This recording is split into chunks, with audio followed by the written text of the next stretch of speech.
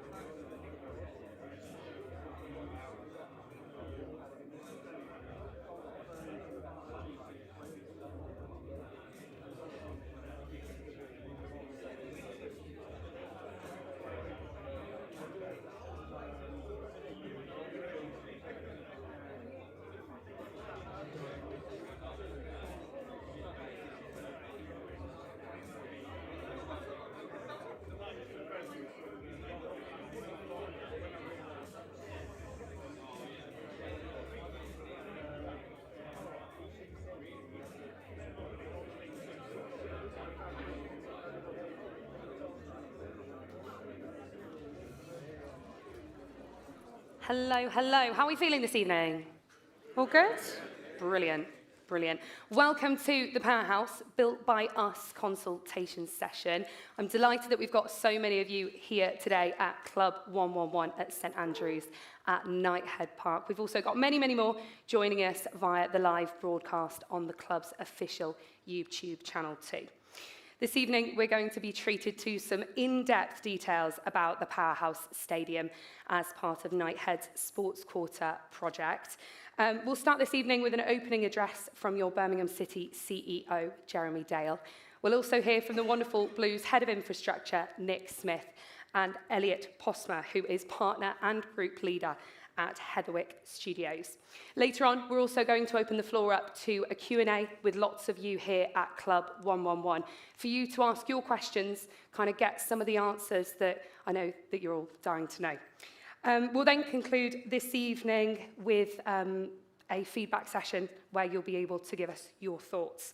The focus, please, for tonight is 100% on the Powerhouse project. This is such a big project. We want to be able to get around as many of your questions as we possibly can. A few housekeeping bits, which are going to be a little bit less relevant for those of you listening on YouTube. But if you do need the toilet at any point, it is through the corridor and to your right.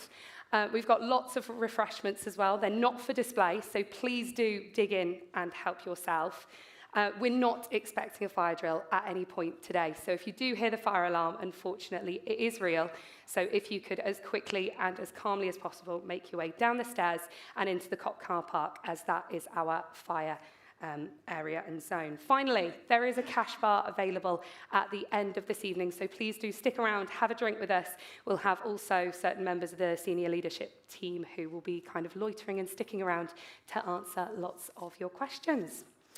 Now, finally, just one very important point to mention before we get underway, and very much the reason that we're all here this evening. It's so that you can have your say.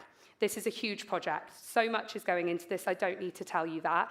We love it. We want you to love it too. So please be vocal, tell us your thoughts, tell us your questions so that we can get them answered. And speaking of feedback, at the end of this evening, there'll be a QR code that will be displayed on the big screen. If you could scan that, that will take you through to a portal where you'll then be able to, well, you'll be asked some questions, basically. Answer those questions. You can give your own written feedback. That will go directly to Nick, Elliot, and the team, and it will provide invaluable feedback that then they can use in the decision-making stages of our brand new world-class home. Okay. Brilliant. I think that's everything. So without further ado, can you please help me welcome your Birmingham City CEO, Jeremy Dale.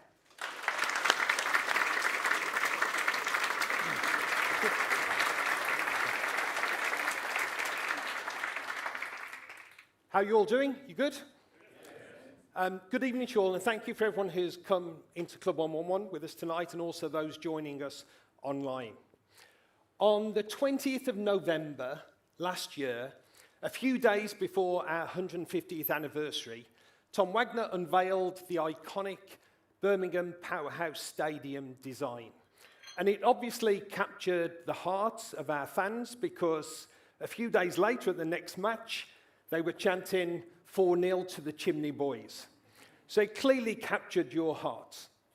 Since that day, Knighthead have been leading a large team who have been working to progress the design and the project in general. And tonight is about sharing that work with you. And I must tell you, when I saw it, I was blown away. And I'm sure you will be too tonight. So to take you through those designs, we have Nick and Elliot, and they're going to share that large team's work and everything they've been doing for the last 5 or 6 months or so. And I must say at this point, thank you to everyone who is working on that team. Your work has been amazing and exceptional, and I can't wait to see your faces when it gets unveiled to you by Nick and Elliot now. This evening is also about making sure we get your feedback, so please, as the survey and the questionnaire gets explained later, please do participate in that, because we want to make sure that we get your input into this. But without further ado, let me hand across to Nick and Elliot, and I can assure you, you're in for a treat.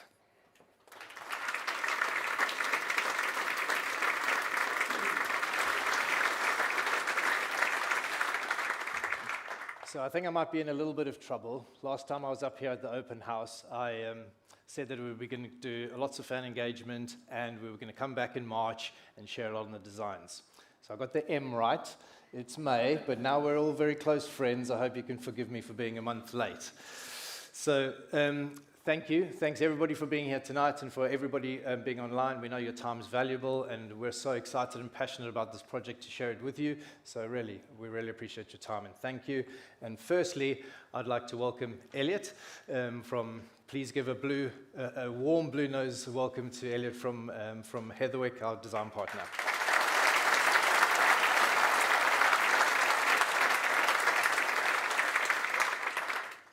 Thank you.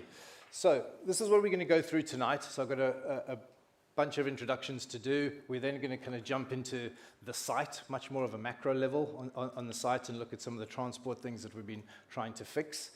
We know how difficult it is and how fun it is getting in and out of this stadium. So when we go there, we know we needed to fix that piece. The design, how we're trying to keep it football first, and then into kind of a multi-event stadium, and then how we also then want it to be a heart of the community. I've spoken a lot about how we really want this to be sitting there and being used 365 days a year, but really interactive with the heart of community, and then listen to you. That's a large part of tonight is about that, really, really listening to your feedback and understanding what you want from the stadium, and then giving you the opportunity to ask us. I don't often get a chance to ask you questions, so tonight I'm really looking forward to that. But first, this sounds a little bit strong. It's not meant to be strong, but a circle of trust as we kind of go through this next kind of bunch of months of fan engagement on the stadium is just to really talk about a circle of trust. We're going to be sharing a lot of designs with you. These designs are in development. You're not seeing the finished product. And so what I would like and what I would suggest to you, we're not banning your phones or stopping you from taking screen grabs back at home. But what we'd like to do is just be present, listen, learn. Every time I click the slide to another picture, don't jump up over your friend in front of you, taking a picture, posting, knocking him over next to you. Just enjoy, relax, and let's kind of have a good night, share the pictures. As I say, a lot of what you see will look similar, but it won't be necessarily what we build because we're listening to you as we go along. And so even if you post it now, it might not be the same when you kind of get there in the end. Also, we're also kind of developing some cool, new, innovative stuff. Yeah, and so we want to be able to share some of that thinking with you. We don't want the world to hear about what we're doing. Some of the stuff we are developing and making better from what other clubs have done. And so we were sharing that with you, discussing what we're going through, how we're understanding that, what we're learning. And so we kind of want to keep that in the family until we get there, and then we're able to kind of unveil it to the world. Before we go on, I just wanted to kind of remind you back to Tom's kind of vision of what we set out to do, and hopefully you can see it in a lot of what we share with you tonight. So Tom set out that he wanted to have a global destination for sports, media, and entertainment, but also wanted it to be our home, an iconic home. And that's quite a challenge sometimes. We have a very kind of intimate, intimidating environment here in St Andrews, and when you go and create this huge 60,000 plus stadium of global recognition, to try and keep our home, it's hard sometimes. So that's something that we constantly push and pull and make sure that we get it. So I hope you see that start to come through tonight. We also wanted a stadium that was sat on the city's skyline, something that represented Birmingham City and Birmingham City Football Club. I hope you see that tonight. All great cities have an iconic place that people recognize and want to come to and visit and represent a brand and culture. I hope you see some of that as we go through tonight. And then he also wanted it to be a 365-day stadium. Not football first, always football first, but an ability to generate revenue, have multiple events there, sit at the heart of its community. People could come and engage with it every single day, have coffee, have events, watch events, nightclubs, etc., as we go through. So think back to that, where we launched, how we kind of have gone about it, and then kind of see and if we've achieved a lot of what we set out to do. So we're here today primarily to launch Built by Us, share with you the design update, and listen to your feedback. The Built by Us program is the fan engagement session throughout the whole summer that we will be doing. But we're not starting tonight. We've been doing this for some time now. Back in summer of last year, as I said to you, travel and transport has been a significant issue for us here at the stadium. And so we knew we had to fix that when we go and double and triple the size of the attendances that we have at our stadium on the sports quarter. And that's also for multiple events as well as for football. So this is something we had to fix. And Tom was very vocal around, if we didn't fix that, the investment into the stadium would be much more challenging to do unless we kind of sorted this out. And you've heard the public investment that we've achieved, which has been a huge catalyst to the development that we have made. So that was back in May and June. We then and we had about 2,500 people respond to that, and then we had another fan survey, which much more broad on the sports quarter, both community and fans, and we had 7,000 people be engaged and share their ideas about what they wanted from the sports quarter and the stadium. Some of that went into a design brief, which got shared with all the architects, which got picked up into the design, and then we launched the stadium in October. Subsequent to that, we have had our first round of community engagement on the sports quarter. We had an exhibition here for all of our fans. I think we had 300 fans come to the public exhibition we had in this room for the sports quarter. And then this leads us to where we are today. From here on, the Built by Us program is going to be a series of workshops. So tonight we're open online and to you, giving you a town hall general update of all the work we've been doing. We're so passionate and excited to share with you tonight and get your feedback. And then we will then set up much more specific topics with the fan design panel. We will do 4 of those through June, and then have another public consultation and exhibition where all fans will be able to come to, see, feedback, and then into a final workshop. Again, taking all of your feedback, developing the designs into that place, into that workshop. These all align to design stages that we have in the industry that we have to hit. So we will start to freeze our stage 2 design at the end in June. Okay, that's not the end of the design process. We're still kind of like in the middle, kind of to beginning of that process. But all of the feedback that we've gathered so far, me walking around the stadium on match day, speaking to thousands of you, gathering your feedback into what we wanted to do, all of that's already come into a lot of what the designs that we are using at the moment, and it sits in what we're looking forward to sharing with you tonight. We freeze the design. We then have this whole summer program of listening to what it is that you would like, what our community would like. That gets built into the design, and then we look to freeze that design in September. That design in our stage 3 is what we will submit for planning in March of next year. Okay? And that gives us multiple months to go and collect all the other information that we need to impress the council with to achieve our planning condition, our planning determination through next year. But that takes millions and millions of pages in order to kind of congregate to submit, and we need kind of from October through till March in order to do that. So that's the plan that we're setting out to achieve and submit for our planning application. So what have we been up to? Lots of listening to you, lots of design development. We've been kind of out visiting lots of other stadiums, and we have and learning, and we have been building a team of professionals and consultants that have worked on some of the best stadium around the world. So not only have we been visiting and understanding and learning from some of the new stadiums and past stadiums, we have people that have worked in lots of stadiums that we gather information from. We have listened to Birmingham City Council, West Midlands Combined Authority.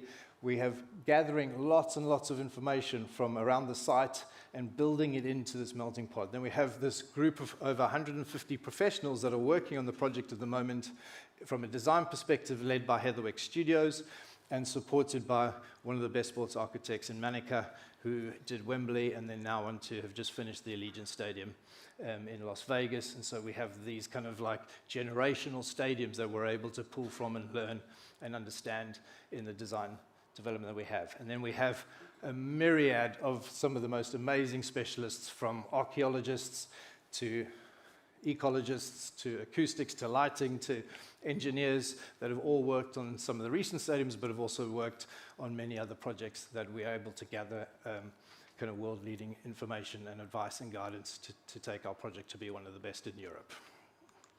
They come and visit St Andrews quite a lot. Handsome bunch. They come and visit St Andrews a lot to kind of really feel the atmosphere, the unique and special thing that we have here, because we've got to take what we have, who you are and who we are, and go and amplify it into our new home. Okay, that's quite a challenge to do, and so unless you start to feel it, you can't kind of design for it and experience it and take it with us and try and understand what that magic is that we want to go to the Powerhouse. But in essence, over the last kind of quarter, we're trying to take this beautiful picture, this amazing kind of render, and figure out how to build it. And so we've been designing the detail from that render into something that we really can kind of understand and build. So just to kind of start macro on the site that we're doing, this is where we are today. Okay, in St Andrews. This is where the Powerhouse is going to be, in the Wheels site, which we have already acquired the land. And moving forward, there's a few things that I want you to kind of remember as we go through the presentation from this slide. The site that we are looking at, okay, on the Wheels site, is currently a bit of an island in the city and separates the east of Birmingham from the city centre, and is a real challenge to the council of how this part of the city gets isolated. So in the development of what we are doing on the Wheels site, okay, to be the sports quarter site, is trying to create some permeability of access through the site that connects the city to the east of Birmingham. So we have developed these three routes. We have a north-south route. I'm going to refer to this a lot, so please remember this north-south route. We have Tilton Road that you all know so very, very well. Okay, that continues into a working title road called Blues Way. Think of Wembley Way, but much better and much more activated and much cool. I'm going to get quoted in the press for that, aren't I? Blues Way, which takes us to the south end of the stadium, and then we have two east-west links, okay, coming through. We're not going to talk too much about these today. That'll be in future workshops, but it'll be key on this north-south link. And the other bits that I want to really share with you today is what we are doing in terms of transport and how we're kind of working through that. So as you've already heard publicly, we've had circa 400 million committed to from government to support us in investment into the infrastructure and transport. The extension of the current tram coming out to finish at the back of the Tilton, proposed. Not complete to the back of the Tilton, but it'll be around this area of the site, and then hopefully in time it's going to go on and out to the airport, and that'll be key. And I'll share some of the thinking around that at the moment. We then have Adderley Park Station here currently. I think it can take 4 carriages, and the platform is probably a little bit narrower than the stage, and you know it's a hazard when everybody rushes out of the stadium and can't stand on the platform waiting for trains. So we are now moving that into the sports quarter and building a new train station. Okay, that can take 12 carriages, and will be a new train station that will be able to cope with the egress of 60,000 plus people out of the stadium to the train station and whichever way that they need to go. Furthermore, we have then creating 2 mobility hubs. These look after 1,200 cars on site, and this meets our requirements, well, your requirements, but also then the requirements for FIFA and UEFA standards that will enable for us to have major events in the stadium. In addition to that, we have a coach station at this northern mobility hub, where when HS2 arrives into Curzon Street, we will have, and we're developing this, we'll have a bus that regularly runs from town and Curzon Street to our coach station, and on match days that gets amplified and will be a rotating kind of our 1875 bus on steroids, yeah? Just constantly going to support people coming in and out of the city. We have improved pedestrian, bike routes, scooter routes, and modes coming into Garrison Street. We'll have an extension of this east-west road, a new park coming through and connecting into the roadways, and yeah, those are the kind of major upgrades in terms of transport that we are looking to develop to deal with the pedestrian and access for fans onto the site. Our current pedestrian flowings is showing that we have pretty much a third. About 38% of people will arrive from this part of the site coming in, 30, I know that doesn't add up to 100, but forgive my maths, it gets close. So, you know, that's kind of how we are currently seeing it from our demographic and our future demographic of fans that will access the site. So this is what we currently have. West Midlands train every hour and the mighty 97 bus every 20 minutes.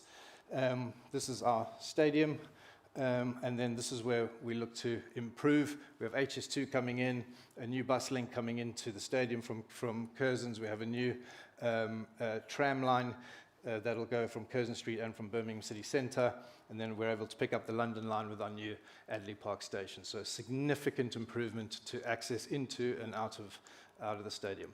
This is what I was meaning in terms of this is what we have today with the site, and how you can see it sits as an island blocking the east of the city to the city centre, and we want to improve that by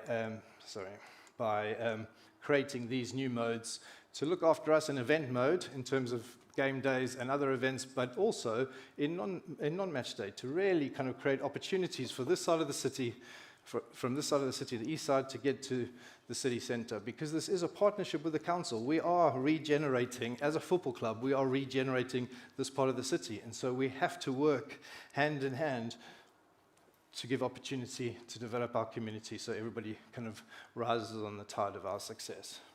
And this is what we believe for the sports quarter. And then the other reason that we want to kind of ensure that this metro goes on to the airport, we had a stat from Wembley recently where Coldplay were in residency. I think I may have shared this with you, but Coldplay were in residency. I think they were there for 8 days. 70% of the people that went to that concert did not even live in this country. So you can see the opportunity for Birmingham, with people flying in, coming straight into the event, into the stadium, and then going back and flying out, and what it brings to the city, and what the opportunity provides to all of us. Great, that's my first bit. I'm going to hand over to Elliot now to start to talk you through some of the designs, and I'll be back. Thank you. Thanks, Nick. Thanks, everybody. So we thought to start off, it might be good. We're conscious that back in November, when we first shared the design of the Powerhouse with you, we didn't really get a chance to explain why. Like, why the Powerhouse? Why is it the way it is? So we just wanted to take a couple of minutes to talk through like the essence of the idea before we then walk you through some of the design updates and do a journey essentially walking from the outside of the building in through all the different spaces. So for us, it all started with the site. So the Wheel site, if you cast your mind back to 1850, was kind of an amazing hub of activity. It had 8 different brick factories on it that were producing that brick stock that went on to build the canals, the viaducts, and the Victorian terraces that went on to kind of surround the site. So it was this like amazing point of making and creation in East Birmingham, and that gave us a kind of material anchor that we wanted to think about and build the idea of the stadium from. And so, of course, the project, when it came to thinking about the stadium itself, started with football, it started with the pitch, and it started with coming to St Andrews and trying to understand what is special about the atmosphere here. and how can we scale that up to 60,000 fans? And so working a lot with the Manica team, that was really about how do we pull all 60,000 people as close to the action as possible. And so that then led to what will be the steepest bowl in English football. So particularly that north and south stand, it's going to be 35 degrees. It's going to be like standing on a cliff edge, looking down at a sea of blue, down to the pitch beyond. And then what tends to happen with stadiums is you have these amazing kind of moments of bringing people together that then get wrapped almost like a spaceship, slightly irrespective, a bit generic, kind of irrespective of the city, of the place, of the site. And we wanted to see if we could do something a little bit different that felt really that it could only be here, only be in Birmingham. And so that started from a journey of wanting to really break down the mass. I mean, stadiums are some of the biggest buildings on the planet. And we really wanted to articulate those. So when you're a little human kind of walking past that, there's a rhythm to it and a texture and an interest to the facades, the outside of the building, that lots of stadiums lack. And so for us, that started thinking about, well, okay, what do we need? How are we going to be moving people around? We needed 12 cores within the building. So that's the staircases and the lifts. And that for us was a way of something that we could express and would actually then start articulating and breaking down this massive scale of a stadium. And then that left spaces obviously between these cores, which we're imagining could be these brick elements, for quite a simple facade system.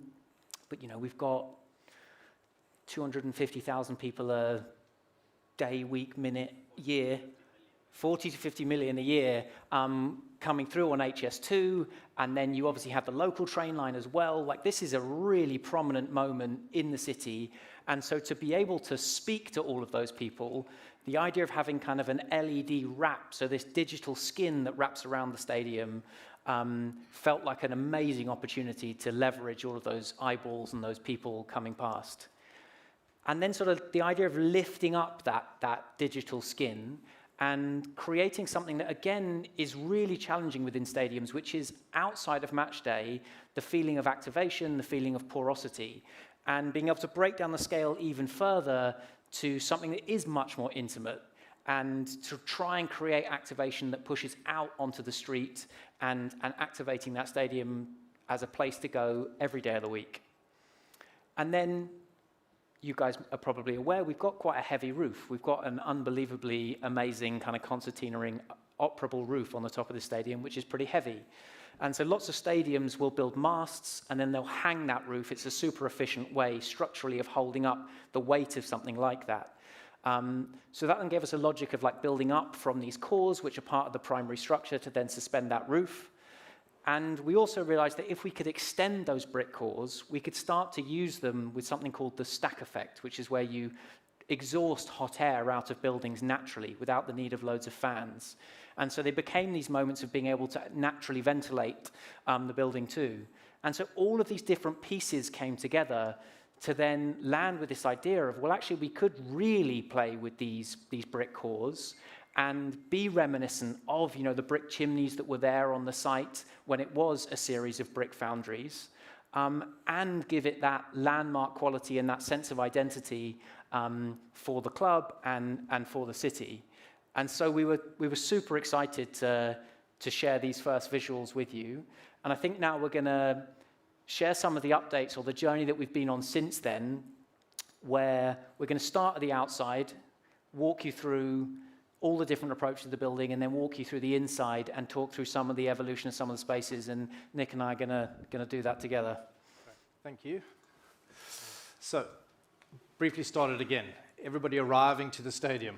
Spoken about the major hubs that we've got arriving to the stadium. 30% arriving 30-30, yeah? And don't forget this piece, please, this blues way that we've been talking about.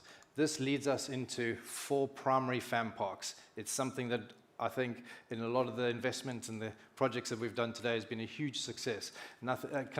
When I arrive on match day and I see 5 guys that are now here 3 hours before having a chat and a few beers before, kind of warms me to see kind of our fans back together again and being together and enjoying kind of being Blue Noses and fans and having that conversation.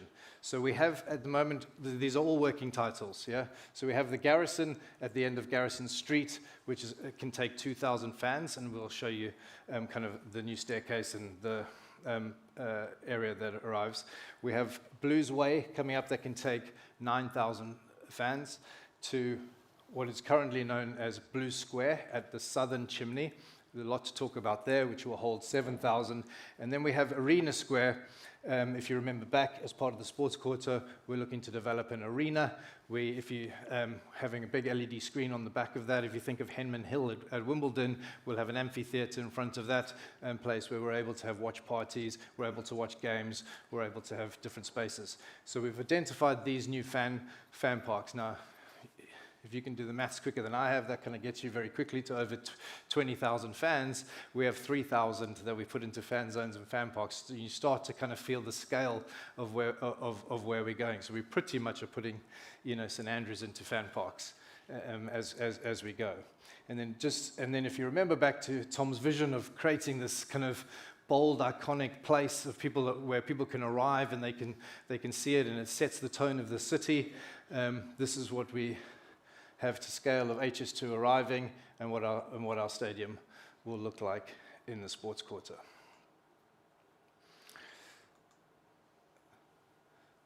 On to the Blues Way approach. Okay, I'm hoping when we get there you're going to be a little bit more excited than the zombie apocalypse walking into the stadium at the bottom. But this is key. So we have actually, since the competition, we've orientated the stadium a little bit. What, 4 or 5 degrees? 4.5. 4.5. Yeah, we work very hard on these zombie apocalypse, by the way. So the Blues Way is it's a street activated on both sides: shops, restaurants, hotels, places where you can come and be. And if you think of the street with 9,000 of you down arriving here, and then just remember that for me as I start to talk to you around the player arrival opportunity that we have. But in essence, you're going to kind of arrive to the southern primary tower, and this is coming from the Tilton, down the Tilton Road into Blues Way and into the southern end of the stand, the southern tower. Just maybe Nick, just to talk a little bit more about that rotation of the building has actually made an enormous difference. So now, I don't know if any of you remember the animation that we did at the launch. Now we've got this amazing kind of ceremonial moment of Blues Way coming and facing that tallest chimney.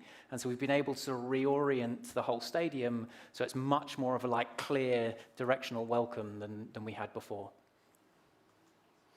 And then this is the northern. So on each one of these diagrams, just at the top here, yes, you'll get to see. So that's the Garrison kind of fan park. And then this is coming under the underpass from Arden Road, under the train line, and arriving at the stadium. And you start now to get this feeling of the podium that we're sitting the stadium on. Is what? So how many meters have we got on the podium? 15? No, not like 9. 9. Yeah. So here, and then I'm going to come back to this bit here in a second. But this is the arrival from the northern entrance from Adderley Park Station. And sorry, these LEDs. Here you can see the train line. Sorry, I'm in the way a little bit. Here's the train line. So good luck to the train drivers as they're going past. They are quite concerned that they're going to miss some signals on the way because we're going to be having some pretty cool pictures on the LED screens. But we're going to have to deal with that as we go. And then this is the eastern side of the stadium. So this space is 24 meters either side. And Elliot will probably jump in here a second, but you can start to see the vastness of these 60,000-seater stadiums. They are huge buildings, and what Heatherwick have done so amazingly is bring this down to human level by creating these concessions on the outside and this marketplace that runs on the eastern stand. So now we're getting depth to the stadium, places where you can go and enjoy coffees and buns and whatever you like to do, but it just gives us this kind of human level and humanization of this vast building and creating the streetscape. Yeah, and this is just such a big part of wanting to create a place that people want to hang out outside a game day, before and after a game. So standing up against the facades of so many stadiums around the world can feel a little bit hostile. And so by breaking down that scale, by having some of these offers that can serve the concourse but can also serve the street, hopefully will allow this to be a much more kind of welcoming, generous public realm. It hardly feels like a stadium on this image, and you say if you agree with the way I feel, and like you can see how now suddenly you go back to that vision piece again of how's our community and how does it sit in the heart of the city. Suddenly we've created a whole new streetscape of people to come and engage with, but also on match day it just gets activated into be this fun street of hive of entertainment. This is one of the chimney towers that we've been developing on both the east and west. This is kind of a secondary, you talk more about this in a second, the secondary towers. Just, much better visuals of kind of the little kind of concessions that open inside in the stadium and outside. Anything you'd like to?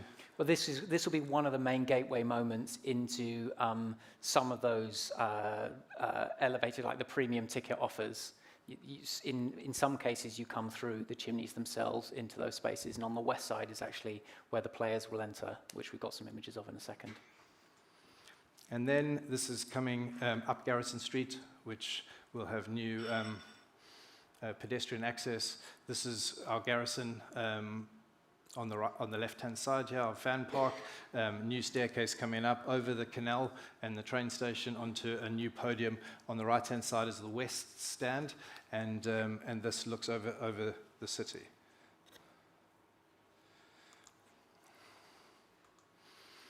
And then onto away fan approach. So coming under from Arden Road and the Arden Park, where we'll Adderley Park, where we'll be able to, the buses will get dropped over, and then the away fans will be brought under the underpass and then into their own kind of tunnel. And I can see how excited you are about picking these flowers and handing them to the away fans as they arrive. I know it's going to be a moment you cherish every week when they come. But this is what we're designing. Tom loves this. Taking the away fans under this tunnel, it takes them straight into their away end, and we're able to create that hostility. We're going to work with kind of the materials and the color inside there and make it feel so unwelcoming, and then kind of open them out into this kind of really dark, coal pit of a bar before they get to their seats. It's not often you have the client saying, "Make it worse, make it worse," but yeah, it's been fun. So I wanted to just take you back a little bit to that Bluesway arrival. We have multiple options for our players to arrive. So one of the options that we have for our players is on the coach is for them to drive down Bluesway, and so through the 9,000 fans, through the 7,000 fans in that southern tower, and then around to the west stand. So if I just quickly click back here to remind you, well, my click is fast.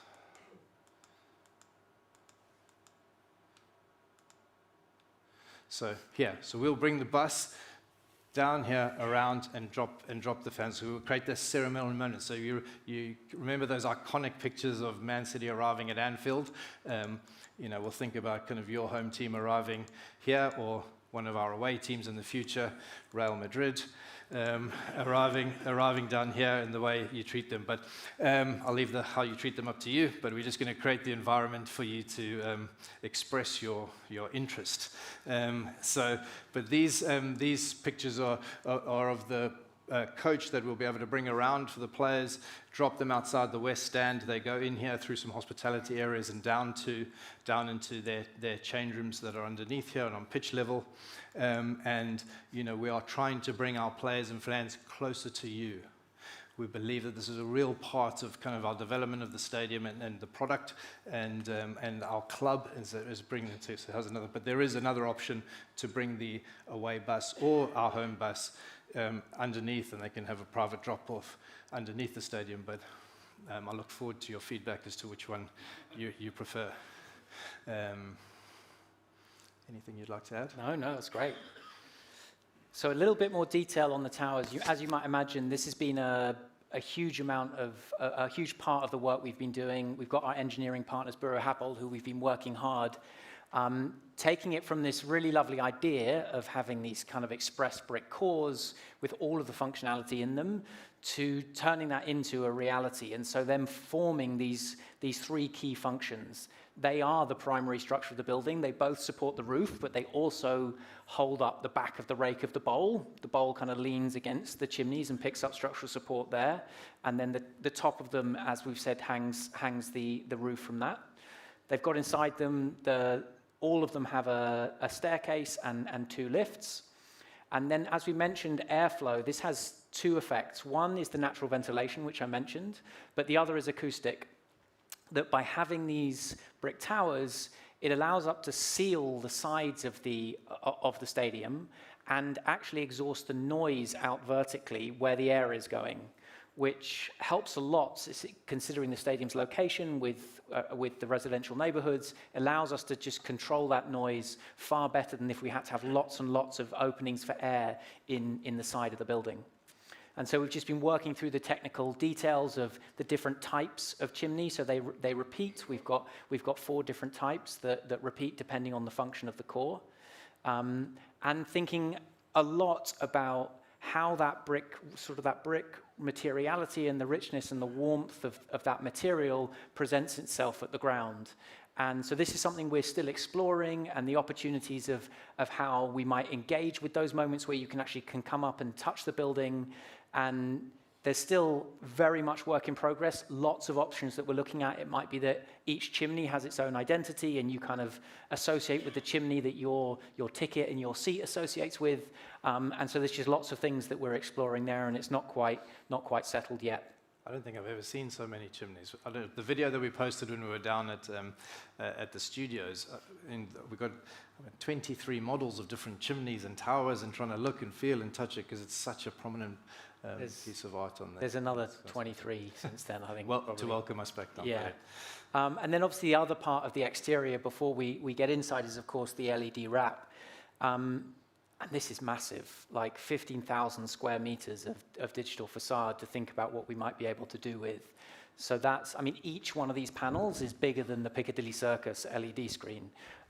So it's a huge opportunity to do some super interesting things for the club, but also beyond that for the community. And yeah, we see this as like the possibility of this being an amazing canvas backdrop for community events, for art, for film screenings, for playing the game that's on inside if you haven't got a ticket, or you're watching it from around the stadium and or the outside. But the ambition is, this building can have this place in Birmingham that whatever the gathering is of people, whatever the cultural event, that hopefully this building can become the backdrop for that. The public realm around it can be that place where people want to come together and celebrate, and things like that LED facade help us unlock that potential. So, arrival, fan parks, fan zones, areas around, player arrival, fan arrival, but all the time with the context of this is a football stadium. Okay, so that's what's been really, really key, and we've heard you loud and clear on kind of making this a football stadium. And don't forget, it's our home for Birmingham City Football Club. So we have developed a 360-degree concourse. That is for a number of reasons. One is if you're sat here, you can get to your buddy over here. It helps us operationally, and also in multi-event when we're having concerts and stuff. If somebody has a ticket here and here, they can get to. Clearly, in football mode, we will be segregating the away end, so it won't be 360 in football mode, but in other events, we'll be able to kind of get around. But we have the ability to do that, and that's quite unique in Stadia to have that capability to do that, but really, really efficient. We have also learned so much from the work we've been doing here. Nighthead were very clear that the investment that we made early was to learn about the experiences in the fan parks and the fan zones and the hospitality areas, and all the work that we've been done has been to learn and listen and get feedback all the time. So it's another piece that's gone into the melting pot of the design of the stadium. And then how do we now learn with that and amplify it a little bit more? So this is that arrival, as I said, into the southern tower, down Blues Way, as you kind of enter into this space that you can see is the southern atrium. Okay, this is a beautiful, beautiful space that allows us to welcome you into this area, give you this big open space to kind of be together. And we're also creating these 2 bars on either side, which at the moment I'm calling our kind of blues clubhouses, where people can come during the day. That moment that I see with groups of communities coming back together and enjoying it during match day, we also want to have that capability on every day. And so we have these bars on either side of the atrium that's able to look in and feel that energy that we see at the fan parks with the double stacking, and then it comes down. But to give you kind of scale, we can put 4,000 people onto this atrium at capacity. So we won't obviously squeeze everybody in like sardines, but we have the ability to do that. So we have our traditional concessions, and then we have the 2 bars on either side, and we're able to have this beautiful energy. No more tents anymore. We're able to kind of create this kind of, indoor-outdoor fan park. And then, as I said, don't forget, outside is Blues Square with 7,000 people that can come in and out, and we can just have this kind of awesome kind of energy and time. Jeremy asked me earlier what I'm most excited about the project, and it might actually be this space. And an interesting problem we had to solve with this space, but I think is what has unlocked it, is this is where the pitch slides out underneath this area of the building. So the reason that there's this tapering structure, and we've got this like 25-meter span, is because 1/3 of the pitch is going to slide under this area, but it's meant all the structure had to get out the way and freed up this like amazing kind of atrium collection space and that sort of home base for the Blues fans.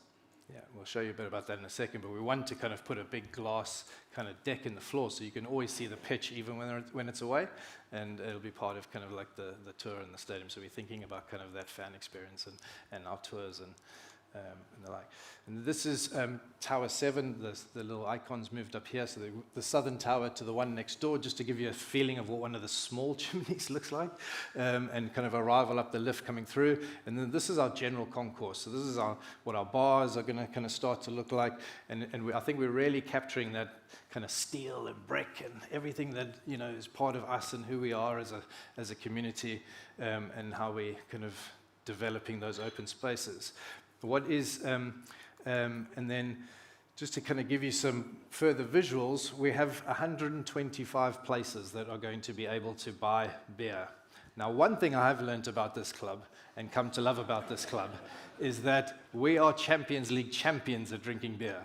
I can promise you, it's sensational how excellent we are at that. But we've got 125 places. Just to give you a little bit of context, we have 16 in this stadium. 32 if you take our new fan parks outside of the stadium. So that's how many places we're going to have to be able to buy food and drink. We will be able to have up to 250, 260,000 pints a match. Okay, you guys drank 600,000 pints this season. Fact. Okay, I added them all up. You drank 600,000 pints this season. We can do 250, 60 in a day. Okay, so good luck. I'm setting you the challenge, okay? Most new stadiums today get through about 60 to 100,000. Like this size stadium get through about 60, 100,000. I know we can beat them. And then we'll have all of the frictionless, contactless type of technology that we need in the stadium, and then our concourses are really generous. Yeah, so we have standards. We have a number of standards when we're designing and building stadiums that we have to meet, and our stadiums are 40% more comfortable, if that's a good word to explain how they are around the stadium. So you really have got much more, a much better experience in short. Yeah. And then into another area that we could do better at St Andrews is our toilet provision, but. We just quickly, I don't like talking about toilets much, but we're going to have 875 toilets.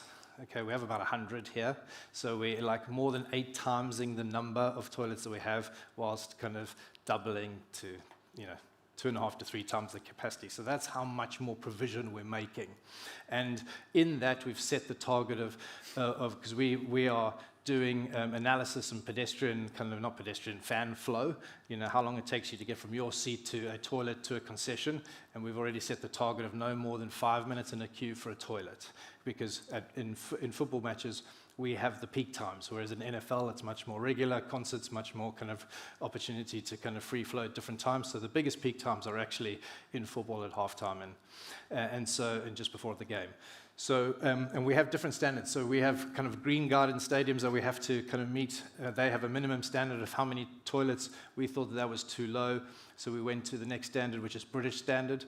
And then we've put 110% on top of that to kind of create better provisions. But also, and you know this is really important to me, is to create a much more accessible and inclusive environment for our stadium. That's one area that I really, really want us to be famous for in the stadium. I talk about this, yes, we're going to be a really sustainable stadium, but I don't want somebody to write the newspaper headlines that, in 5 years' time, congratulations, Powerhouse, you're the most sustainable stadium in the country, but I really would love them to write that we are the most inclusive and accessible stadium, so we focus on this a lot. The other thing about this, which it allows us to do, which is why we've gone to 110%, because we're flipping from football to other events, the audience that we have for Taylor Swift is very, very different if you look around the room to the audience that we have at St Andrews matches. So we have kind of typically 60 to 70% of males at a game. Okay, when we kind of have Taylor Swift or Bruno Mars or anybody else, or Harry Styles maybe is, I think, currently touring, we shift to kind of 60 to 70% female. And so we have these opportunities in these areas to swing the toilets and have more female toilets when we need them rather than male toilets. The other thing that we've kind of learned from some of the new stadiums that have arrived is concerts we put 10,000 people potentially on pitch level. And most stadiums don't have any concessions or toilets at pitch level. So people from pitch level, if you've been to concerts at different stadiums, you have to kind of go up to the first level to get to the toilet or get your concessions. So we've learned that. And so our kind of flex is down at pitch level. So when we're having concerts and events, we can get directly to that, which means people, when they're coming here, they're spending more money. When Villa fans are coming here to watch a concert, they're spending more money that we can spend on players. Another one I'm going to be in trouble for in the press. And so we're able to do that. And that's our kind of, our flex in full football mode. We can go down to that level and it gives us additional toilets. So we're really thinking through all the different modes that we can do. They're always telling you I don't like talking about toilets, and I've rattled on. So inclusivity, very, very key to us. We have 660 spaces and seating, 160 additional spaces, 2 sensory rooms, 3 quiet rooms, 9 multi-faith rooms, and this is just our working kind of starting point of what we're trying to deliver for all of our fans, and then for multi-event for the same. So this is a really key area for us to kind of hit and be the best at. The bowl. This is our special place. We need to kind of take everything that we come to love, everything that we know is special about here, makes us win, and kind of, and what everybody talks about us, and take it into here. So Eliot spoke about the steepness of the end, and everybody kind of speaks about Borussia Dortmund and the new stadiums that have kind of created a home end. We thought, why create one home end? So we created 2. So both of the ends are at 35 degrees and super steep. You're currently sitting here in the south stand. Okay, so that's the one that I showed you coming down Blues Way to the end. So you're sitting in the south stand. This is the west. This is the media section here. And we'll talk about a little bit more about this, but we have some kind of boxes that are down at pitch level, which will be super cool. Nobody else has got those. And we've got some other fun stuff to show you. But pretty special. I mean, you can see that we can take our kind of environment, intimidating environment and excitement into the stadium. So this is an image of one of those end stands. You can start to see the steepness of the bowl and the energy that we can get from here down onto the pitch, and then how these kind of like single tiers can integrate into the 3 tiers on the sides of the stadium. Do you want to? No, keep going. This is just to give you a feeling of kind of what that looks like in the bowl, but more importantly to show the minimum standards for stadium now in the green guides is to have a C value. So C value is a clarity value. It's if I'm sitting in my seat from my eye line to the person's head in front of me is C60. Okay, and that kind of like takes you down the side of the person's head if you're looking. Our stadium is between C90 and C120. C120 is higher, good, better. It means you higher than the person, so you can see straight down to the pitch side. Sorry, the lights are in the way. That's the edge of the pitch. But you know, so we are way above what the standards are, and creating an amazing environment on every single seat in the stadium has a better viewing experience than what the standards are given to us to hit in the stadium. We are already looking at kind of the ticketing manifest for tonight's presentation. Simply, this is all GA, don't worry too much about the colors, general admission seats, okay? This blue section here, colored it just to kind of make it easier for me, is about 15,000 seats. Okay, so all about half of 20. Sorry, 20. There I was wrong. 20,000 into here, so nearly 2/3 of St Andrews into that end. To give you the sense of scale. Okay, so that's what we got, and then we have our hospitality areas on the east and west. We'll talk a little bit about those in a second. And we have our media up on the third tier.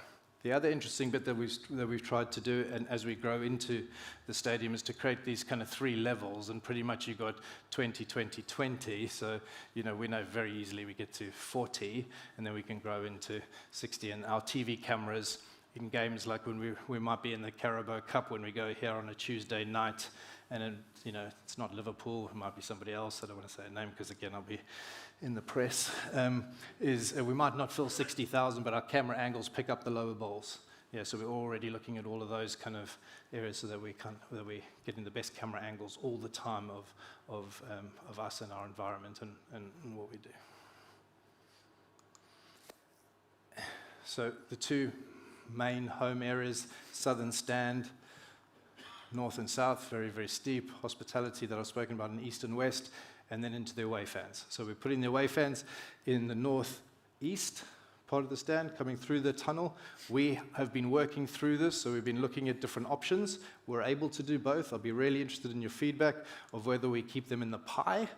Our concern about putting them in the Newcastle way, which is further away and up there, is that they can throw stuff down on, you know, everybody in here. So we're a little bit worried about that in home. So, you know, by putting them into the pie, is that it kind of keeps them in the space, looking over themselves, beating themselves up, and then it's the furthest part away because we've got a big vomitory here, so it really pushes them away from the pitch. That was our option, as I said. We are creating kind of our segregation here. We've got kind of mobile segregation that we're able to change. We're already looking at what cup mode would be. So this is 3,000 fans in these 2 modes. Okay, so that's the percentage that we have to have for in the Premier League, and then for our cup games to get to 9,000. That's how we're modelling out, and we're able to shift the segregation. And then the back of house, where all the concessions are, we're able to do the same. So we segregate over those spaces.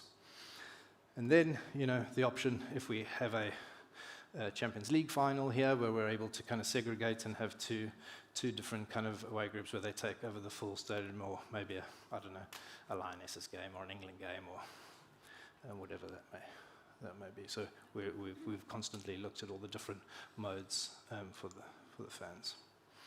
And then these are just reference images of our development. So we've got our GA fans. That's you guys. Looking amazing up there. We're creating new tunnel clubs, which I'll show you some more pictures of that now, kind of giving a great hospitality experience. Normal club seats. I'm going to take you through some chimney bars now. We've got pitch suites going down.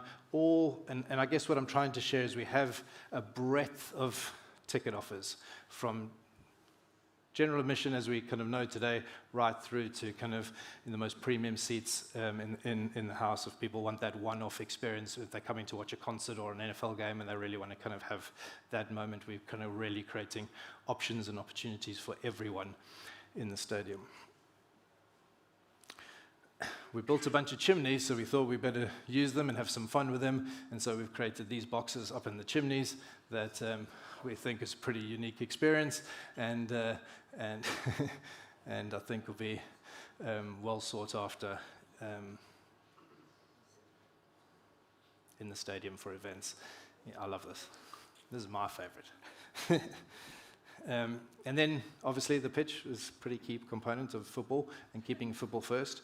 So, you know, this kind of blue wall that we're going to create behind the stadium, we just wanted to kind of show you this image as to what it will look like and feel like for a player taking a penalty, and you guys sucking the ball into the net to win the Premier League. Our pitch, our current pitch is not 105 by 68. 105 by 68 standard size, as you know. We have to have 5 meters around because of the size of our bowl. We've got 7 meters, and also because of we're doing this with our pitch. So we're going to have the ability to kind of retract our pitch into a pitch pocket. We've done a lot of work with this. So you have 2 current models where you've got the burner bar, which stacks in underground. It's taught us that you can grow grass underground in an environment. And then you've got the Tottenham one, which doesn't grow grass. You kind of maintain it and put it away. What we've learned from the burner bar one is that because it has a number of stacking and much more parts, there's a few more opportunities to break down, and we're a bit concerned about the hearts of our operations team on a Saturday morning at 9 o'clock trying to move the pitch back in with a game on Saturday afternoon, and one of the pitch parts breaks. Would probably be a bit of a nervous Saturday. So we want to go for the more sustainable, proven model that's working. And but what we are doing with this, and we're doing a lot of investigation, is when Tottenham developed their stadium, they developed their pitch pocket, if you like, with the capability to just look after the pitch for, say, 2 to 4 days. What they've learned because of the event, when the NFL come to town, is that they're having to put that pitch away for 7 days. And now they're becoming more and more popular with events, and I think we are going to be more popular for what I'll show you in a second for events, is that we need to put this pitch away for longer. And so the ability to grow grass and take the technology that Burnabout have and to learn with the prototype that Tottenham did, we will be able to grow grass here, and we'll be able to kind of control the conditions underground with lights, water, temperature, airflow, and basically create a kind of whole new controlled growing environment underground, which then allows us to have the events that we want to in the stadium. And then, as I said to you, we want to kind of put a glass, when we put the pitch away, put a glass bit in the ground that you're able to see it when it's parked away.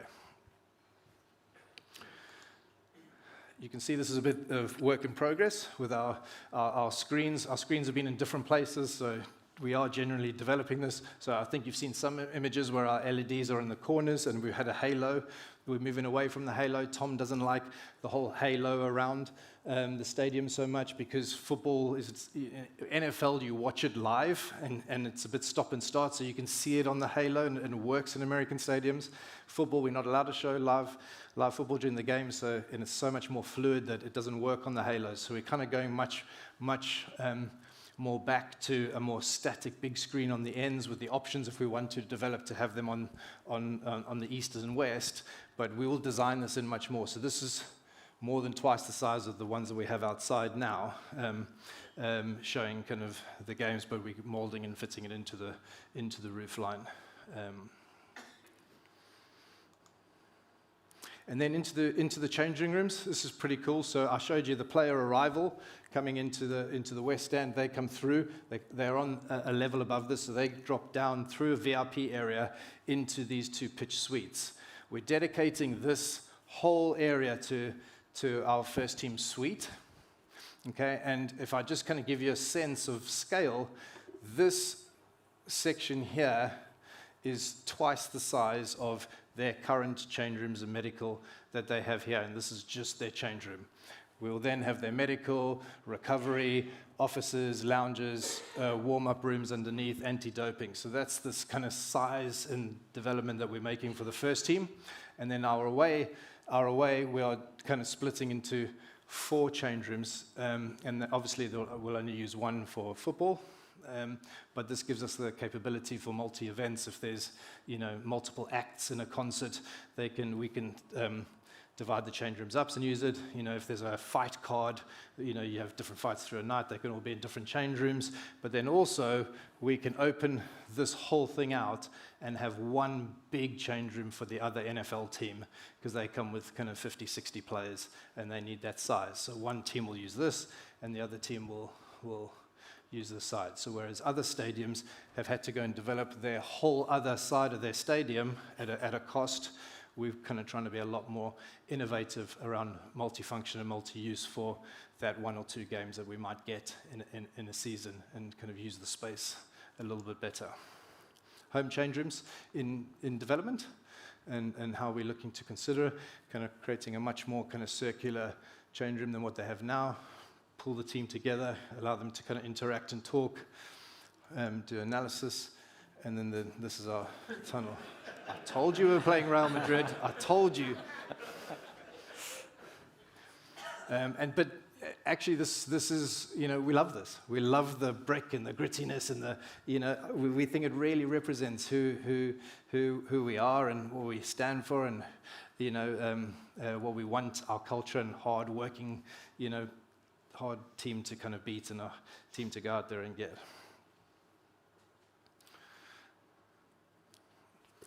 Then we have a hospitality space down at the tunnel.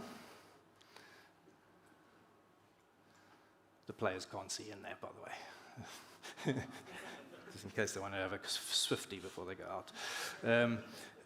Tunnel going out, which is pretty cool views. So obviously we've taken the kind of football first philosophy, but at the same time, the challenge is that this wants to be a world-class entertainment destination.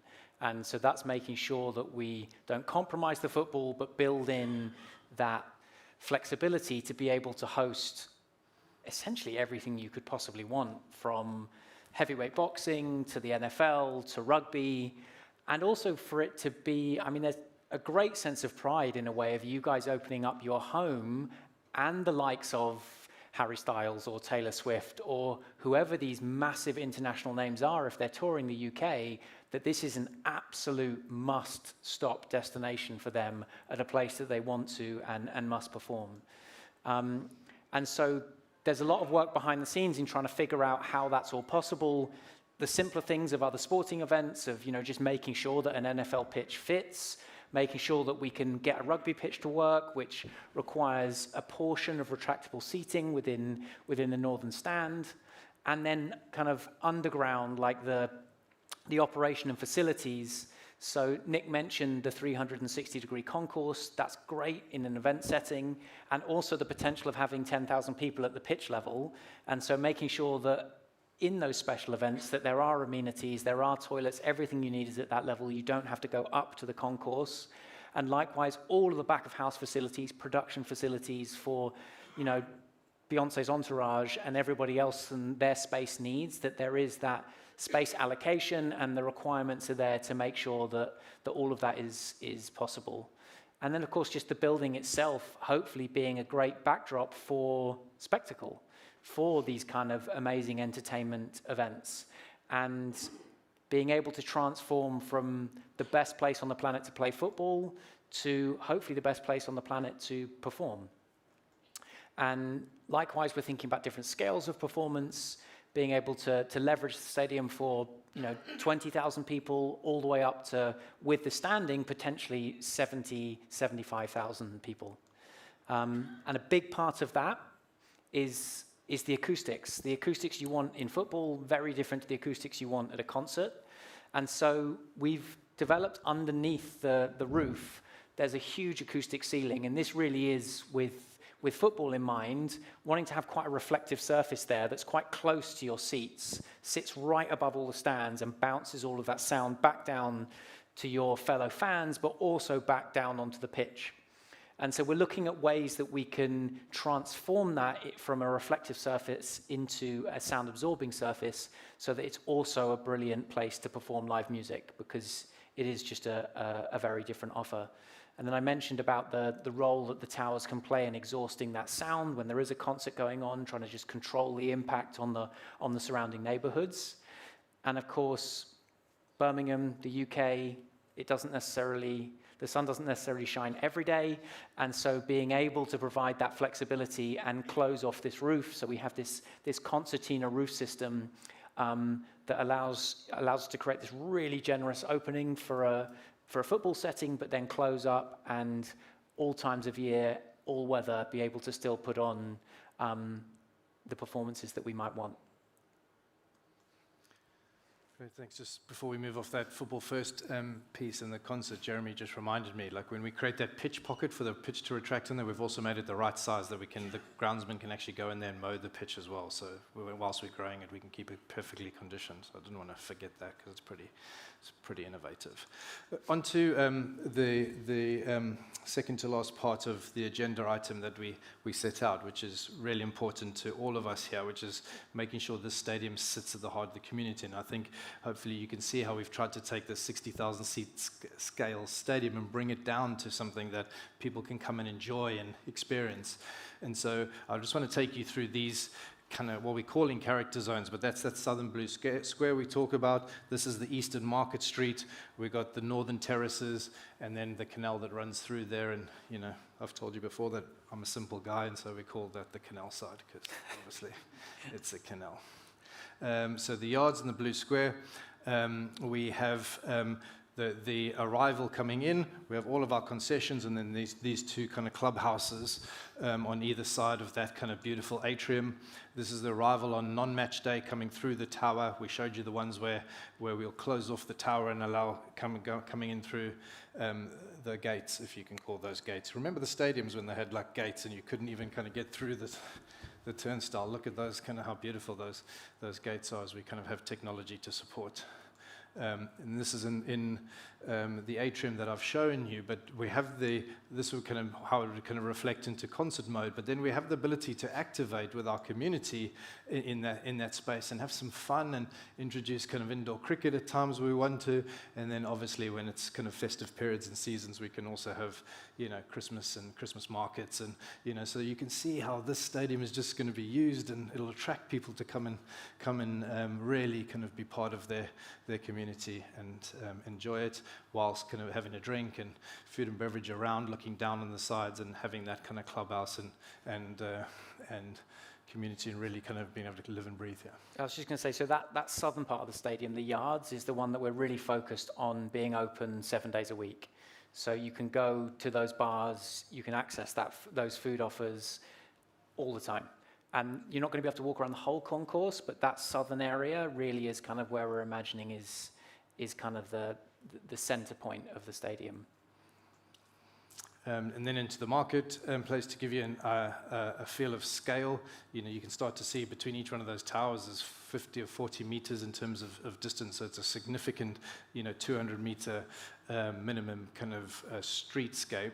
And, on non-match day for the community, you can really see a place where people can come and have fun and entertain. And, I don't know why Eliot put a roof on the stadium, because every one of his renders, it's sunny. So, it's sunny in Birmingham all the time. So, but this is just amazing, and I think you can really see this being a place where people want to come and experience. We have the restaurant with a view. This is on the west side, looking over the canal back to the city. I think this will just be a stunning view, and we've been able to see here when we get up on our back of our Gilmerick, it's the same kind of type of view, and it really is just beautiful. A little bit different environment to the back of the Gilmerick, but we look to make it better. We can have festivals and weddings and all other types of events, and then we'll be developing down where all the canals and the trains and stuff come through. It creates this little pocket down here where we're going to create an amphitheatre style with the canal, and really can address that up and make it nice. But it's actually the quietest part of the site here. And so we feel that we're going to put our memorial garden down at this part of the site, a nice pathway, a nice place to go and contemplate, relax, and kind of and have a peaceful moment in that part of the site. And then into the terraces, which is The northern end, just for the trains coming past here, we want the community to always come and play. We don't want people to feel that they can't be engaged in the sports quarter and the stadium. And then we want to create this never seen, never been done before kind of arrival and experience into the northern kind of Chimney Tower, where we can come into the stadium, we can go into this experience lift, we can, oh dear, how's that for timing? Ah.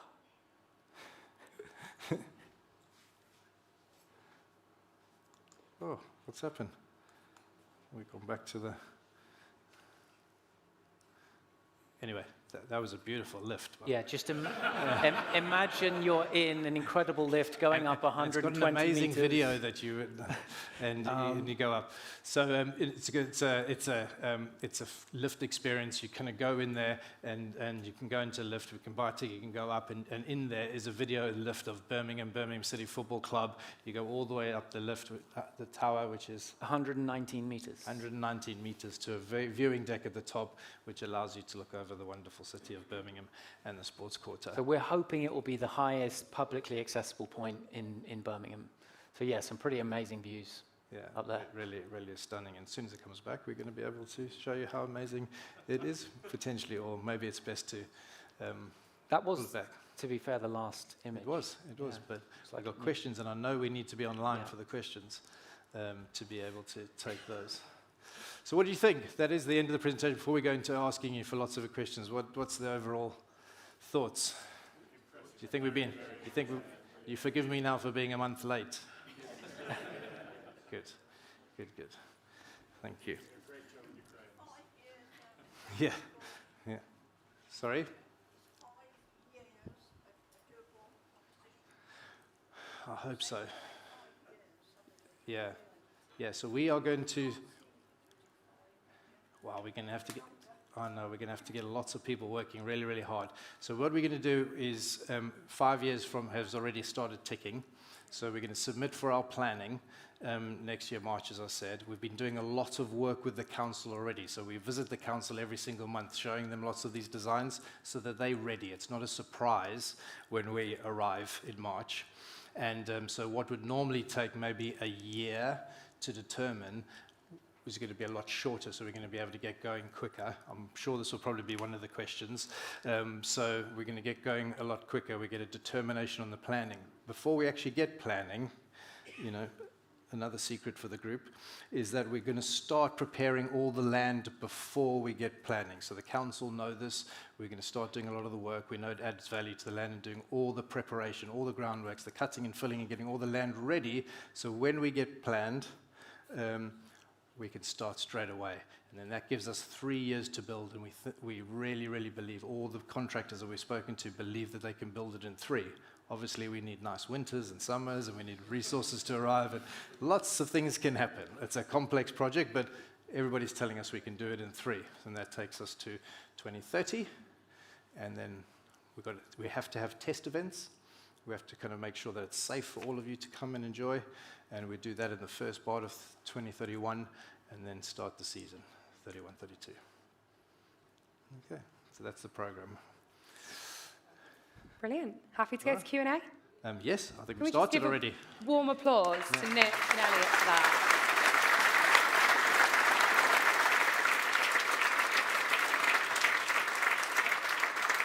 I'm sure you'll all agree, very detailed and very exciting time to be a Blue Nose. We do have lots of members of staff with microphones in the room, just so that we can hear you. If we could please reiterate, just to keep it all Powerhouse Stadium, we've got so many questions and we want to make sure that we get through all of them. If you are interested in asking a question, just pop your hand up. When you do get a mic, let us know who you are and who your question is directed to, and we can go from there. Great. Anyone want to start? Yeah, wonderful. You over there, my lovely? Oh, sorry, would you? Wherever the mic's going. Yeah. I was wondering about what the light's going to be like on the pitch. Both the mention of changing the orientation of the stadium slightly, but also the steep sides. What what sort of sunlight is going to be on the pitch, and just thinking about how it could affect goalkeepers and things like that. Great question. Stadiums these days take a north-south orientation. So ours is perfect on the axis of north-south, so for the sun. Now that is typically driven by UEFA, FIFA media and angles of sun into the camera angles and into the VIP areas for their big games. That's what drives that. Because in these big stadiums, it really doesn't hit the goalkeeper anymore. That was when they were on kind of Hackney Marshes and the sun was kind of in their eyes. So we have perfect orientation, north-south for the pitch, but due to the scale, not a lot of sun gets to the pitch. And so today we have a lot of innovation on how to grow grass with artificial lights and that, and in 5 years' time we're already seeing that innovation develop. So to take the pitch away into the pocket and to be able to control the environment is a really good thing for us, because we're basically going to create sun, wind, air, temperature, and be able to cut and grow grass inside there. So it's going to be great. But the pitch will be as good, if not better, than this one, and we'll still have a hybrid system like this pitch. Next. Do you need a mic?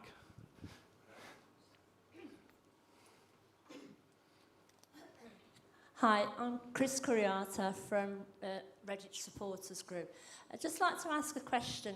You use the word steepness, and I immediately think, I don't like heights. Now, currently, in the Tilton Inn where I sit, there is no handrail at all to get to my seat. And it's like balancing like this. And what really concerns me is that we have two types of seats here currently. Those who can afford the nice posh seats, they've got handrails, they've got something to hold on to. Us in the lower end haven't. Is it going to be like this in the new Powerhouse? Because it really should be safe for everybody. We don't want a situation like what happened at West Brom. Okay. I love this question because I've been looking into this a lot for the feedback for that lower part of the stadium. The quick answer to your question is yes. We'll have handrails on all of the levels of this stadium, everywhere. It's, as I said to you, it's really important to me that this is the most accessible and inclusive stadium, and we'll have it.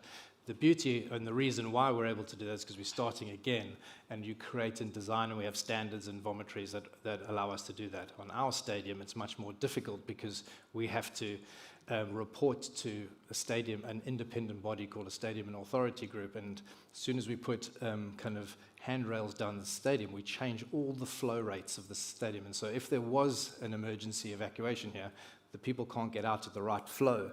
So we're trying to find systems that allow us to kind of look after you and give handrails, not you specifically, everybody that asks for handrails, but it's our old stadium with new regulations that's restricting us from doing it. Whereas the new seats, the posh seats, we took an area and put less seats in to give us the space to put the handrails in. Anyone over here? Yes, you, sir? Down the front here. Oh, Hi there. sorry, you're blind to us.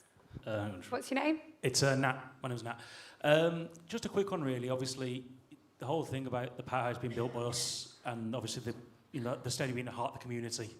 Obviously, this stadium is going to create a lot of work and a lot of obviously business and retail space as well for the long term. I'm wondering, you want this to be at the heart of the community. Is there going to be any efforts to make sure that local businesses can prosper as much as, you say, bigger businesses, to make sure that they can actually have a part in building it and also actually activating local business space after? It's exactly why we're doing it. We want it to be as local as possible.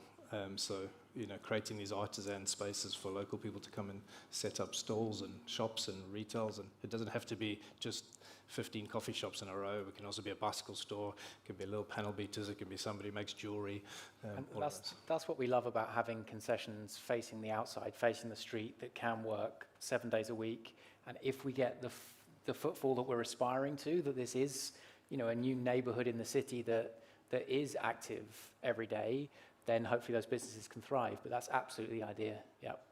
And you only see that edge of the stadium, but actually on the sports quarter, there's a whole other edge at the new train station, which provides further opportunity. And actually further up, in Blues Way, there's more opportunity. So we really hope that it allows people to kind of be innovative and flourish. That's the idea. This gentleman's been. Hello, my name's Colin Hill, season ticket holder for many, many years. The question that I have is with regard to visiting the stadium for people who don't come regularly to the ground. I go once a year to cities in Europe to go and visit grounds. We've been to Seville, we've been to Barcelona, we've been to Madrid. One of our common things when we go is navigation around the grounds and finding your way around and being familiar with a place that you're not familiar with because you're visiting. We will have quite a lot of that if we have the aspirations that you've identified. And one of the things that has just occurred to me, just listening to your presentation today, is to give those people that are visiting the ground landmarks, and those chimneys are landmarks. So my suggestion straight away is we can name the chimneys. They could be named after Blue stalwart players, and you can have the situation where the tickets that are produced can be located to the chimney that is adjacent to their place. I know we've got 360 degrees, but people do like to home in on where they're going to be sitting. So if that's something that can be considered, I think it would be a good idea to have those landmarks available for people that are visiting the ground. Love the idea. Love it. Take it, for sure. Stealing it. Can't patent it though now, because Should we try? Yeah, down here. What's your name? My name's Ray. A stadium this size, accessibility within the stadium, we've talked about how steep it's going to be. Anybody that's been to Wembley and you're in the top tiers, it takes 20 minutes to get down the stairs on the way back down, never mind getting up. They've got escalators. Are there going to be lots of escalators here? Because obviously you can only get so many people in a lift. So that's one question. And will they be going up and down, or will it be stairs only coming down? That's my first question. Yes, there'll be a lot more escalators than what you've seen. So we'll have escalators, lifts, stairs. I haven't figured out whether the lifts are going to be going up and down yet. I'm sure that they will. Well, I'm hoping the lifts will be coming down as well. I mean, sorry. but Escalators. fair point. I mean the elevators. But you know, we're going to run through. We haven't got into the operations yet. We have all of this. We're modelling the evacuation and entrances and all those routes to provide enough for the people and the flow rates to get 60,000 people out within the time frame that we need to do from a regulatory perspective. So we'll do that, but it will continuously work with operations and with people to make sure that it delivers everything that you're suggesting. Fantastic. Second question was, you talked about how much we drink. Thank you very much for that. You're welcome. You've talked about the Spurs Stadium. One of the things they've got is their own brewery. Yeah. And it's been a massive success. Is that something on the agenda? Would you like your own brewery? Absolutely. Okay, well, let's consider it. Yep. That's good. We haven't got into the detail of every single space, so if that's something that you guys would really, really like to do. Let's have two breweries. Two breweries, perfect. Anyone again over this side? Yeah, yourself? Can we get a mic to... There we go, it's on its way. Hi, I'm Scotty. I just got a certain question, really. There's another team the other side of the expressway, which we don't really want to name this side of Birmingham. I'm constantly told that they've got the best stadium in Birmingham. How can our stadium be much better than them? And can we actually rob some of the commercial ventures that they're getting so that we're making more money than what they are? So, first question I'll put back to you. If what you've seen tonight, do you think it will be better? Yes. Great, answered. The second bit, can we rob the commercials? Listen, I think when you create this iconic place and stadium, I think there's opportunity for everybody to come and be a part of here commercially. I don't know if we're setting our ambitions pretty high. I think you've seen by the fun images we put on about playing Real Madrid and stuff like that. But we have strong ambitions, and so that'll attract naturally commercial partners. I'm not sure we need to go nick theirs. I think we can create and go and find our own. Yeah. So, but that's the ambition. I don't think we need to copy anyone from here. We've got a unique stadium and environment, and so let's go and do it our way. But that's my own opinion. Yeah. Was that answered okay, Mr. CEO? We'll just take a few more. If we go right at the back, and then we'll come down the front as well. Hi, my name's Shaq Palmer. I'm a season ticket holder. I've got two sort of questions, double barrel question. You mentioned that you've visited a lot of stadiums recently, and obviously from Eliot, your experience at Heatherwick. What have you taken away from visiting those stadiums? What lessons have you learned from that? And what have you put into this design here in this stadium that differentiates us from others out there? The first thing I took away is I'm probably an idiot for trying to actually lead and do this thing in the time frame that we're doing. I'm joking, but these are very, very complex, big projects. There's a lot of learning. Each new one learns from the next one because these are kind of 5-10 decade projects. If you think Spurs is coming up to nearly 10 years old, and then Everton has come up, but you've got to look at them for what they are. So Everton is a football stadium. And Tottenham, using those examples, is a multi-event stadium, football first, is similar to what we have.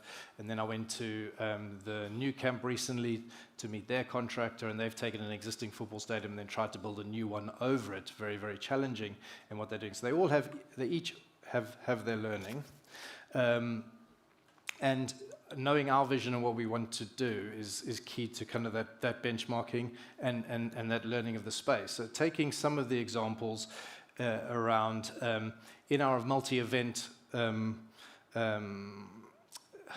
with our multi-event ambition, we've got to be able to kind of clean and turn our stadium very, very quickly, but stay very focused on football. What I mean by that is there's no point, like when I went to go and watch one of the pitches removed, it took a day to move the pitch, just the pitch alone. And then what that stadium had forgotten about was getting people off the pitch side, and they had to kill probably across the stadium maybe 1,000 seats to get people from pitch side out the stadium to either the toilets or to egress. So we learned that on pitch level. We learned about kind of numbers of toilets to get people to spend more money rather than be queuing in toilets. We've learned about comfort. We've learned about kind of creating acoustic environment spaces. When Wembley was done, it was kind of thought to be kind of one of the best acoustic stadiums, but newer stadiums have come and got better, and so artists prefer to go to those venues. So each one, like in each level, we have different learnings that we take away. But then there's some things that we're really innovating that are unique. I mean, Eliot didn't tell you that so much of our mechanical and electrical and back of house is going into those chimneys. So we're hiding all that ugliness away, which gives us more space for you to have comfort and to provide more services and concessions for you. And so we've been very clever in that space. We've been cute in kind of creating new, unique spaces in chimney towers and pitch side, and we've learned from kind of the American model to doing that. As I said, the flexibility and functionality of changing change rooms into multi-event spaces, moving pitches away. And then I think what we've done really, really importantly is really keeping the football focus, but making this stadium a heart of its community. Many stadiums that we've gone to have, I think, kind of been that untouchable facade. It feels alien to its community. They might rave about one coffee shop in the side that everybody kind of goes to, but the rest of it you can't really touch or see it or feel it. And this is not just in one stadium; it's in a lot of stadiums that become quite kind of homogenous from their communities. And we're working really, really hard on that to make it feel Birmingham-ness and to keep that and really attract people to the broader environment around the stadium, to use it on 365 days a year. But then also when we activate match day, to create like the most hostile, intimidating, fun place to come and play football for you to watch and have a wonderful experience. So I would just double down, like Nick said. I mean, there's a myriad of technical things that we learn from different stadium visits, and as Nick said, we're like we can learn from all those, take it forward and innovate beyond that. But the number one thing was every stadium that we visited, it is how unbelievably difficult it is to make somewhere that becomes the backdrop, the center of a neighborhood, that doesn't just kind of turn its back when there's not a match on. And that's the bit, like, of all the innovations that we're looking at, that's the one I'm most excited about.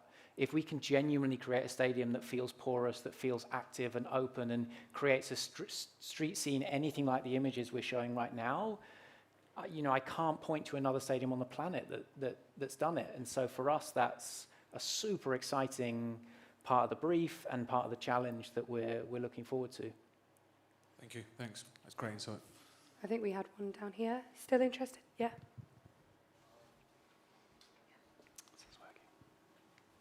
I think so. My name's Mark. My question is specifically about the NFL. Obviously, it's a football first, and we all love that. But I travel to London to watch NFL games because it's a great day out, and it'd be good for. It's really exciting to have it in Birmingham for everybody else to get involved in. So, my question is: are the NFL on board with moving some games to Midlands or having some games at the Midlands? Have they been approached? Obviously, our owners are involved with the NFL. So, has that been something that's been talked about? We're not contracted. The contracts at the NFL are with other stadiums at the moment. It is our ambition to do that. And so if the NFL come and want more games, then we're arms wide open. And you're right, we have owners that are very connected to the NFL. We want to be able to do that. But if they stay with the same number of games that they have in this country, they're already contracted. And so we'd wait for those to kind of just play their way out and be one of the bidding parties. But we have the ambition to do it, for sure. Got one more question. Should we go for yourself, sir? Just getting a mic over to you now. Thank you. Bob Parker. Well, first of all, I've been to Everton's ground a few times, and from my point of view, they've got quite a few things wrong. Its remoteness, difficulty of getting there. The food facilities are just appalling. So from what you've presented today, which I think has been an excellent presentation. Thank you. I think you seem to have learnt a lot. My question is about this making it almost a community or a desired destination. And it can't just be done, I think, with the ground itself in terms of, yes, restaurants, maybe even a cinema or whatever to attract people in. But are the council up for trying to extend shopping facilities and moving items closer to the stadium to bring the two together, to make people commute and move into this area? Yes, they are. I don't think it's one of those flick of the switch kind of moments. This is a kind of generational regeneration. But what I've found over time, and I was at Manchester City when we kind of created the new training centre there and the Etihad campus, and you had the city, and you watched over a decade the space in between just kind of regenerate with the development and the investment that goes. So by creating these two anchors, at another point we'll bring back the whole sports quarter to you to show what it will additionally attract. We're keeping very focused on Powerhouse tonight, but what are we creating around the stadium to kind of get that daily flow of people, nighttime flow of people, hotels, offices, accommodation, and those kind of stuff to start it. And then I think what you find is the kind of two boats rise, and the bits in between kind of start to fill in, and people get kind of excited and start investing further. But the key unlockers are the transport pieces, which you mentioned about Everton and what we're doing, because now professionals can get in and out the city in 3-5 minutes, and it kind of makes it much more attractive. Thank you. Can we ask you some questions now, and then afterwards we can have some more questions again, and I'll stay around for as long as you guys want me to stay around tonight, and we can keep chatting. Can I introduce Jade and Emily? They'd like to take you through some kind of these cool questionnaires that we can get really interactive with. Please welcome Jade and Emily from Arab. Evening, everyone. Hope everybody's had a lovely evening. Yeah, thank you. The reason we're here tonight, as everybody has said, is that we want to gather your feedback we are now running a little bit short of time, thanks to all the great questions. So what we'd like to do as your fan engagement team is to launch a survey and give you a little bit of homework, if that's okay. So we're going to use a function called Mentimeter. So Emily, if you're happy to move the next slide, please. So the way that you can contribute to the survey is either to scan the QR code, and I'll move out the way, or you can type into your device www.menti.com and enter the code that you see on screen there. We do ask that you make sure you click submit after every question. That means that we will certainly get your response. The survey is made up of 9 questions, so we've got 2 multiple choice, am I in the way? 2 multiple choice and 7 word clouds. Now, with word clouds, I'm sure you'll be familiar with how they work, but the most popular 400 words will appear on screen. So we do just ask that you use your characters wisely. You'll have 25 characters per response. We do also ask that all responses are nice and constructive. We will, of course, have to remove anything inappropriate. Of course, welcome KROs, very welcome. So without further ado, the survey should now be live, and it will be live until 9 a.m. tomorrow morning. So if you would prefer to digest what you've heard today, maybe have some dinner and then do it afterwards, you're very welcome. But we would encourage as many people as possible to please submit your feedback. It's super important for us, and Emily and I's role is to make sure that all of that feedback is digested and shared with the design team to ultimately further refine and evolve the design that you've seen tonight. If anybody is having any technical issues, if you could please just drop an email to the email address you see on screen. We're not anticipating any more, but if there are, please do contact that email address and a member of the team will be in touch. Okay, Emily, if you're happy to click through, thank you.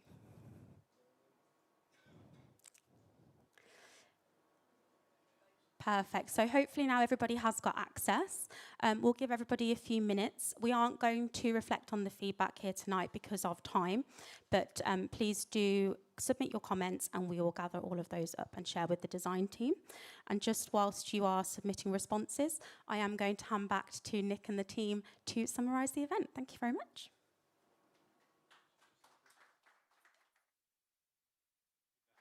Thanks. Before Jeremy summarises, just kind of wanted to allow you to, there's a few more hands, just allow you to ask some more questions. Please go ahead. You're close enough, you don't need a mic. Yes, my name's Jordan. Just 2 questions really. The first one's about the bricks outside the cop. Yeah. With the names of the people that's passed away. Will them bricks be going to the new ground or will it be new bricks? I know you mentioned the memorial place, would that be there or would it be on the chimney? So 2 questions. Is it something that as a fan group you would like us to take the bricks? I've got family members. Okay, so and would you like them to go there? Yeah. Okay, and if that's the consensus of the group, as part of the feedback, then that's absolutely what we'll do. And then we have 2 options when we go there, and we haven't figured this out yet, so please take it. I'm speaking on the run here, is that we have 2 options. We're creating that beautiful memorial garden that is part of the paving and the path that we're going to create space there. And then we also have the chimneys. We haven't decided what we're doing with those yet, but if it's something that everybody feeds back is something that we should consider, those are in real design development with the council. So no promises on any of that kind of stuff, but we definitely have the memorial garden, and if it's something that the fans want, we'll be taking them over. But we have a podium of millions of bricks, chimneys of millions of bricks, and so it's something that we can integrate, and then it could be something in the future people purchase. And My second question would be, is there anything in the new stadium as a nod to St Andrews, like Tottenham Hotspur's new stadium? They've got, I think it's one of the concourses, the rubble from, do you see that? It's for, I did, yeah.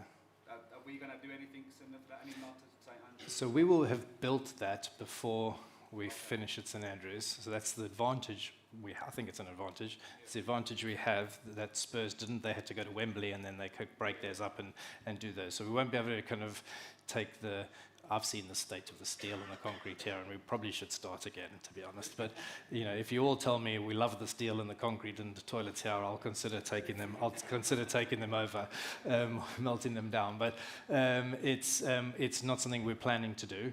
We're going to kind of build new and start a new chapter. And my son's called Tilton. I named my son after the stand. Is there going to be lovely.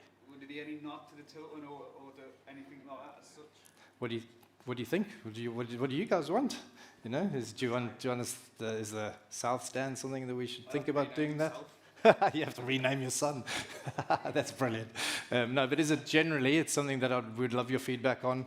What are those stands? We haven't kind of started to do any of that. We feel that that's something that our fan base should really kind of consider and take the time to think about and feed that back into us. But that Chimney's stands are all open to what you'd like to do.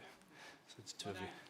Hi, Keith. A couple of questions. First off, how energy efficient is the stadium going to be? I don't have the specific kind of kilowatts for you, but it's something that we really, really focus on. We have very energy efficient. We have to meet lots and lots of standards that's a focus for us. We're going to have PV panels, solar panels on the whole roof, and then on other buildings that we have doing that. We have a whole new energy center that we're bringing onto site. So we're doing a lot of meeting the highest standard. We won't be carbon net zero. The building's such a big structure. To be able to achieve that's too tough, but we're meeting the highest kind of BREEAM standards. And slightly off topic, could I just ask, how's Tom's health? He's recovering. He's challenging me all the time to hit the dates that you've kind of said that I can't do yet. So I'm going to kind of push to do that, but he's recovering well. Unfortunately, I think we're going to have to wrap up there. I'm really sorry, but Nick and the senior leadership team are going to be sticking around. So do make sure you try and grab one of them with a beverage afterwards and we can have a chat. But please, can you just put your hands together for Nick, Elliot, the team, everyone that's putting so much effort into this again. And just for some closing remarks, if we could invite Jeremy Dale back on stage. So how was that for you all? Did it live up to expectations? Yeah. Who would have thought this was the conversation we'd be having a few short years ago, eh? For me, there's 4 things which I took from the presentation when I first heard it. The first one for me is that we're well on our way to getting this stadium built. Yes, there's a long way to go, but there's huge progress and it's moving at pace. And so hopefully, from what you've seen tonight, you're reassured that this is a stadium which is absolutely going to be built. You can see the investment, you can see the progress. The second thing is, I honestly think this stadium is going to be more innovative, more functional, more flexible than any of the other stadiums we've ever visited. I think you've seen the innovation which Nick and Elliot and all the team at Heatherwick's have taken, and then they've added to our own innovation with the best lessons learned from the other stadiums. And one of the things which we've tried to do here at St Andrews is this stadium was built to host football games. What we've tried to do in recent years is make sure it's not just the 90 minutes of a football game, but it's absolutely a day experience. And the beauty which Nick and Elliot are doing with this new stadium design is they're building that whole experience from the ground up. So this is going to be a must-visit entertainment area for multiple different sort of entertainment and sporting events. The third thing for me is hopefully all the things that we love about St Andrews, you can see built into that design. The intensity, the intimidation, the resilience and the grit and all things that are blues. And so again, I hope you sort of see that built into the design. I certainly do. And then the last thing for me is the revenue generation. You've seen with the big LED displays, how much we can commercialize that to drive revenue. With the retractable pitch and the retractable roof, how much that can drive commercial revenues as well. And so it all enables us to compete with the biggest and best teams in this country from a commercial point of view. And, it's kind of nice that it's got the name Powerhouse, because it is a powerhouse because of the chimneys, but it also makes us a commercial powerhouse that can compete with the best. And so again, I think that's the fourth point for me. So, you know, a final thought is, we know where we're going as a football club. You know, I was at the Players' Award on Sunday evening, and one of the things I said was the past 12 months have been a year of huge progress for this club. And we've had record attendances, we've had record revenues, we've had £400 million of transport funding promised by the government to Richard Parker to be able to do the transport links, which we so need to be able to build a 62,000-seat stadium. We unveiled the designs, and now what you've seen in this year of huge progress is the detail behind it all, which should excite us about the experience which we're going to, you know, have there. Now, something this huge, you know, doesn't happen overnight. Something this huge, you know, will take time. But what I'd ask you to do is believe in the vision of Knighthead to build this sports court and the Powerhouse Stadium. Be reassured, you know, from the progress that you've seen, and trust in Knighthead, trust in the club, trust in the partners, that this is well on the way to delivery and our future is very bright. And so please, you know, trust the process. It's all coming together. And, you know, sometimes when I see, you know, evenings like tonight, I want to pinch myself because, you know, I just can't believe that this is all coming true. But it is, and so please be reassured, and as always, keep right on.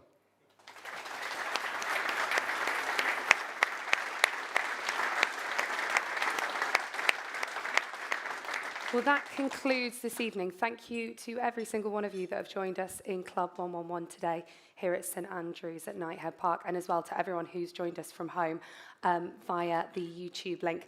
I know that there was kind of a bit of a kerfuffle with people getting phones out and stuff, so I don't know whether the team could get up the QR code. And just a reminder once more that if you scan this, you'll be able to go on, fill out the questions, leave your feedback. This is going to be open until 9 a.m. tomorrow, where it's kind of a strict cut off and shut. So whether you want to stay, get a beverage, do it here, do it when you get home, it's totally up to you. But 9 a.m. is going to be the sharp cut off, and please make sure that you get your thoughts in. Thanks once again. Cash bar is open.